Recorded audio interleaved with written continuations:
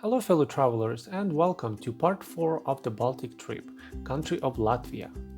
Links to the other parts of this trip can be found in the comments below. Baltic states are quite small and well connected. There are multiple options. You can travel by plane, train, bus or even a taxi. Flight option is mostly for connecting between capitals. It's costly and you also need to take a taxi to and from the airport and therefore is my least favorite. Train is a good option. It's inexpensive. You get a very nice scenic trip from midtown to midtown, but it takes almost 7 hours to get from Tallinn to Riga or 5 hours from Tartu to Riga if you're following my itinerary. Bus option is my favorite. Very frequent schedule, a lot of destination option, fast and affordable, and you also get a nice scenic experience just like with the train.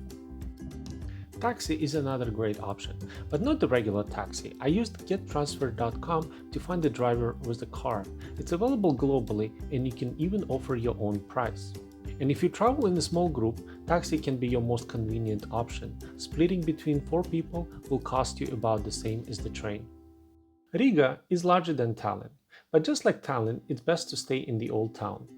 To get the feel of the city, do the hop-on hop-off tour on your first day and stay on the bus for the first full circle to pinpoint all the attractions you would wish to visit later. All the city tours and the country tours depart from the Strelniku or Rifleman Monument, not to get confused with the Freedom Monument, which is about 10 minutes away. Riga is famous for its architecture, and the Guild or the House of Blackheads is one of the most famous buildings in the city.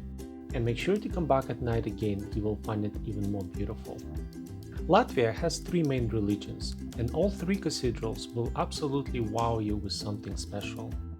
The Nativity of Christ Cathedral is one of the largest Orthodox churches in Europe.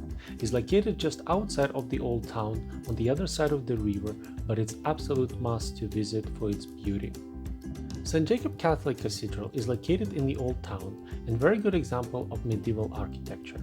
And last is the Lutherans' Riga Cathedral. It was built in 1200 AC and at that time it had the largest pipe organ in the world that was unfortunately lost in the fire 300 years later but was rebuilt, and today you can still enjoy the sound of the new pipe organ with its regular performances at 7 p.m.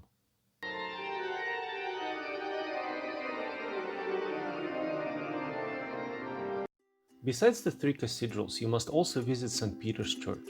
It was built around the same time as Riga Cathedral and has a very unique tower on which you can go up to for the best panoramic view of the city.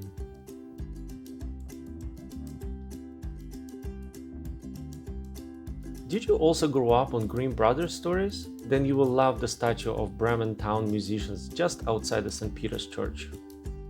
And just 2 minutes away from the statue, you will find the Black Magic shop.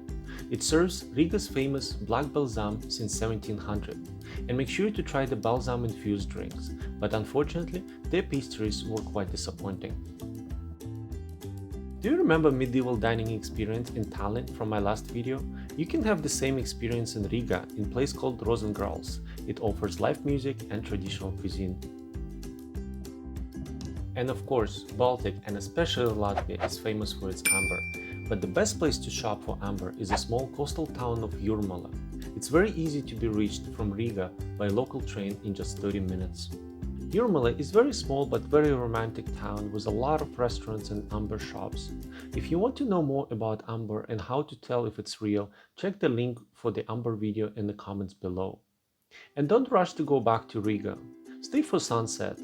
And if you're lucky, you can even catch the bonfire with locals or a local concert on the beach.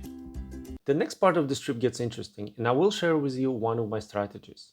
About 1.5 hours away from Riga, closer to Lithuanian border, lays Rundale Palace. The challenge was to get to Rundale Palace and then continue to a small town in Lithuania without going back to Riga. Those places are not connected, and traveling by buses and with a heavy luggage was not an option. Hiring a private car for the entire day would have cost you a fortune. Remember the Strelniku or Rifleman Monument? Head there and look for the tickets for the day tour to Rundale Palace. Those usually go in small groups in a minivan. Find out exact the time of departure and arrival to the palace, plus add about 3 hours, and then go to gettransfer.com and request a car from Rundale Palace to Lithuania. And you can bring all your luggage with you to the tour. The tour driver will happily look after your possessions while you enjoy 2.5-hour tour of the palace.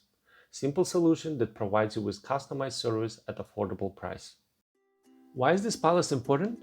Besides being a major one of only 2 Baroque palaces in Latvia, it was also built by the same Italian architect, Bartolomeo Rastrelli, as the Winter Palace in St. Petersburg, Russia.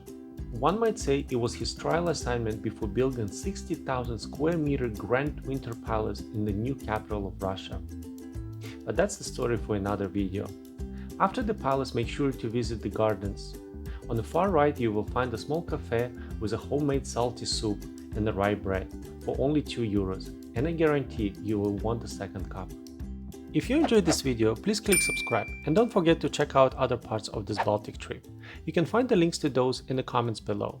Thank you for watching, see you next time!